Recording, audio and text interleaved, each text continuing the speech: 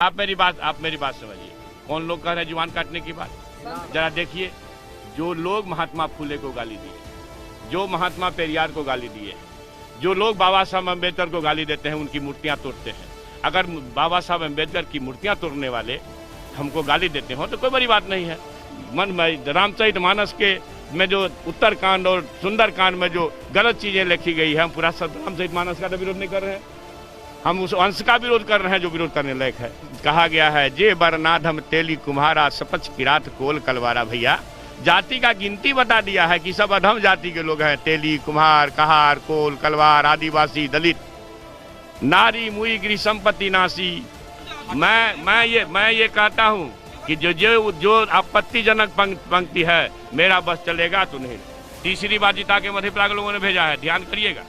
और एक से एक बाहुबली और धनबली वहाँ लड़ रहे, सब जमानत जब्त करा के भेजा है लोग। बात कहिए ना, जिन लोगों ने शहीद जगदेव प्रसाद को गोली मार दिया, हमको गोली मार दो ना। जेल भेजना तो आसान बात है, जेल से तो फिर भी आ जाएंगे, गोली मार दोगे तो नहीं रहेंगे। रामचरितमानस को लेकर कही कि उत्तरकांड, सुंदरकांड, अनंतकांड को लेकर कही, संपूर्ण रामचरितमानस के लिए नहीं कही भाईजान।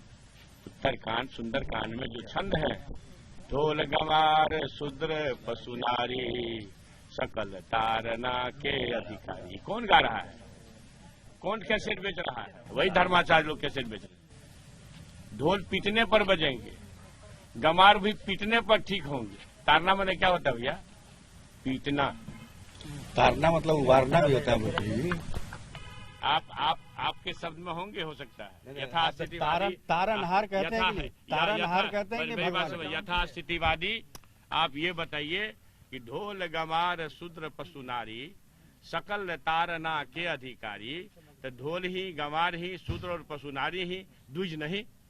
इसका मतलब द्विज को तारने की जरूरत नहीं है ना आपके हिसाब से? द्विज को तारने की जरूरत नहीं है भैया।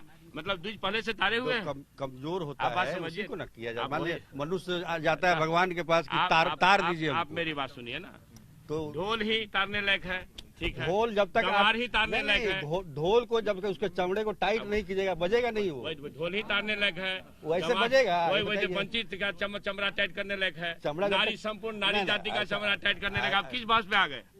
आप हमसे इंटरव्यू करने आए हैं कि आप बहस में आए हैं? सो बताइए। अगर बहस करना है तो बहस करिए, फिर धर्माचार्य को बुला के बहस करिए। अब तारना का अर्थ हमको समझा रहे हैं, तारना का अर्थ लोगों को समझाइए। अब बात समझिए, ढोल गंवार शूद्र पशु नारी सकल तारना के अधिकारी, तो मतलब नारी ही क्यों, पुरुष क्यों नहीं तारना के अधिकारी? अगर आप सही हैं कि तारना मतलब होता है, आज भी आप नारी सशक्तिकरण क्यों करते हैं? आप पुरुष क्यों नहीं करते हैं? आप मानते हैं ना, आप सरकार में हैं, मानते हैं ना कि नारी जो है यही ना कमजोर है, क्यों उसकी जरूरत क्यों पड़ गई भाईजान? हजारों साल से जिन लोगों ने अपना एकाधिकार रखा, वो आज भी अपने एकाधिकार को सुरक्षित करना चाहता है। इसलिए महागठबंधन सरकार की ये महत्वाकांक्षी योजना है कि नारी को हम सशक्तिकरण करें। अब इसका मतलब क्या हम तारें?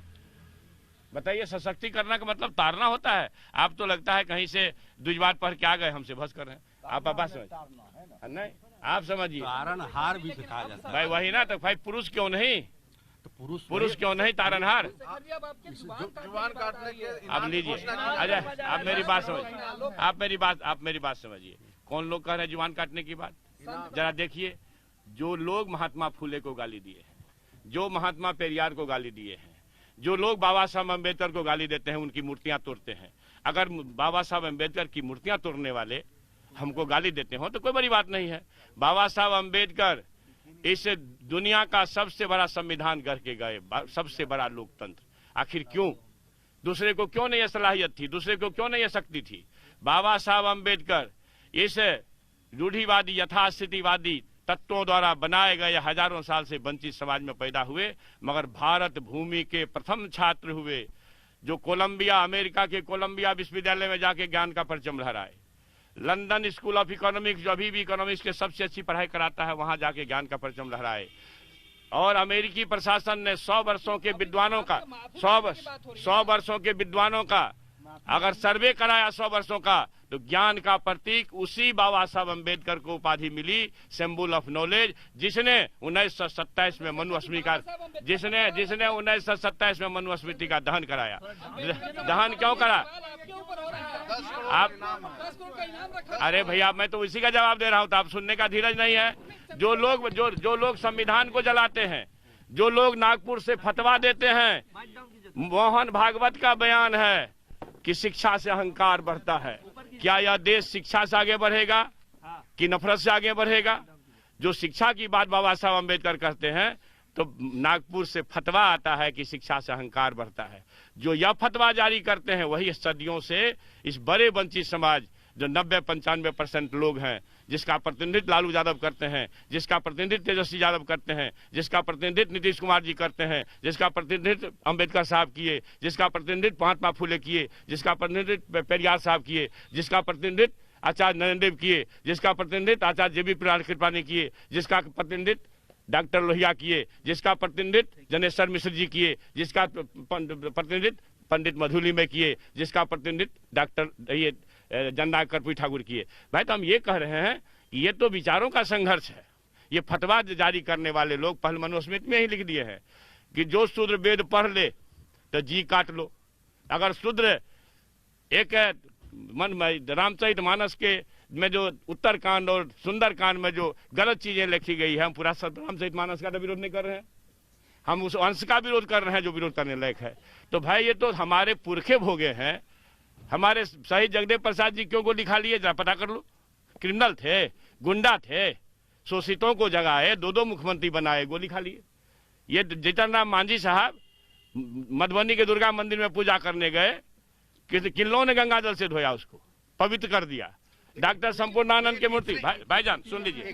डॉक्टर, एक सवाल मेरा है, इतने बड़े ग्रंथ हुए, मान लीजिए एक आध दोहा जो है, श्लोक एक आध नहीं, कितना है? इसमें मेरी जानकारी में 5-6 ऐसे दोहे हैं जो विरोध के लायक है, जिस पर आपत्ति हमारी है। उसी आपत्ति को मैंने पढ़ा है और मैं फिर ये कह रहा हूँ, ये आज से नहीं, वैचारिक संघर्ष आज से नहीं चल रहा है। मनुस्मृति कब लिखी गई? लगभग 3000 साल पहले। उसके बाद लगभग 15वीं-16वीं शताब्दी में 700 वर्ष पहले लगभग रामचरितमानस लिखा गया है। मेरा ये कहना है, अगर मनुस्मृति में शूद्रों को पढ़ने पर जी काट लेने की बात करता हो, वेद सुन लेने पर कान में गर्म शीशा डाल देने की बात करता हो और उसी बात को उत्तरकांड में दोहराता हो, तो मैं क्या मानूंगा? इसका मतलब ये वैचारिक संघर्ष का विचार है, लड़ाई संघर्ष, वैचारिक संघर्ष है। अभी भी जो यहाँ गुरु गोवलकर ने जो किताब लिखा है बंच ऑफ थॉट, जरा पढ़ डालिए, उसको पढ़ डालिए, आपको लगेगा इसमें वो सारे अंश दिए हुए हैं। तो मेरा ये कहना है कि ऐसे मोहन भागवत थोड़े कह दिए कि शिक्षा से अहंकार बढ़ता है। वो अपने विचारों से उत्प्रेरित हैं और उसी विचार के वाहक हैं जी। उस वाल्मीकि रामायण में ये है कि नहीं प्रश्न? मैं देखिए, आप मेरी बात सुनिए। मैं सीधे तौर पर कह रहा हूं कि उत्तरकांड में जो कहा गया है, जे बरनाधम तेली कुम्हारा सपच किरात कोल कलवारा, भैया जाति का गिनती बता दिया है कि सब अधम जाति के लोग हैं। तेली, कुम्हार, कहार, कोल, कलवार, आदिवासी, दलित, नारी मुई गिरी संपत्ति नासी, मुर मुराई होई साहसी। पढ़िए तो भाईजान कि संपूर्ण नारी जाति के बारे में कहता है कि अगर घर की नारी मरे तो समझो एक चीज मरा है, थिंग, समान। नारी को समान थिंग समझने वाले लोग, इंसान नहीं समझने वाले लोगों पर आपत्ति, हमको उस विचार पर आपत्ति। बस आप मेरी बात सुन लीजिए। आप हिंदुस्तान में घूम रहे हो, अफगानिस्तान में घूम रहे हो? अब नहीं, क्यों? आप हमारी बात पर करो ना, हम दुनिया की बात क्यों करें? हमारे देश में एक चीज बताओ, 6743 जातियां हैं भारत सरकार के गजट में, और हमारे बेरोजगारों के हमदर्द, युवा आदर्श तेजस्वी जी से आज तक वाली कोई अंजना ओम कश्यप साक्षात्कार कर रही थी, क्या कही? अब तो 48,000 जातियां हैं, कैसे गिनती होगी? तो भैंस का, गाय का, बिच्छू का, सांप का, सबका गिनती हो जाएगा भैया, और इंसान का ही गिनती नहीं होगा जो इस देश में 95-90% 85% लोग हैं। तो आप समझ लिया आप करना क्या चाहते हैं। क्यों जातीय जनगणना का विरोध हो रहा है? कौन लोग विरोध कर रहे हैं? तो वही यथास्थितिवादी लोग जिनके खिलाफ संघर्ष है, मनुस्मृति के खिलाफ, रामचरितमानस के उत्तरकांड और सुंदरकांड के उस छंद के खिलाफ, और गुरु गोवलकर के बंच ऑफ थॉट के खिलाफ। तो ये सारी बातें जब आ रही है तो आएगी। हमारा जी काटने का 10 करोड़ भैया किसी को दे दो, कोई तो अमीर हो जाएगा। हम तो जलने वाले लोग हैं, जो जलेगा नहीं वो निखरेगा नहीं। सुन लीजिए, जो जल सूर्य रात दिन जलता है तो दुनिया प्रकाशित होती है। हमारे लालू प्रसाद जी गरीब दुखियों के लिए जेल में बंद है, लोग उसके विचार और आदर्श को समझ रहे हैं। मेरा ये कहना है कि कोई आएगा कोई जाएगा, हम जिस ग्रंथ में जिस अंश में आपत्ति है उस अंश पर हमारा विरोध है, विरोध रहेगा। और मैं ये एक ही नहीं है, अधम जाति में विद्या पाए भयहु जथा ही दूध पिलाए, क्या है मतलब है जरा आप बता दो।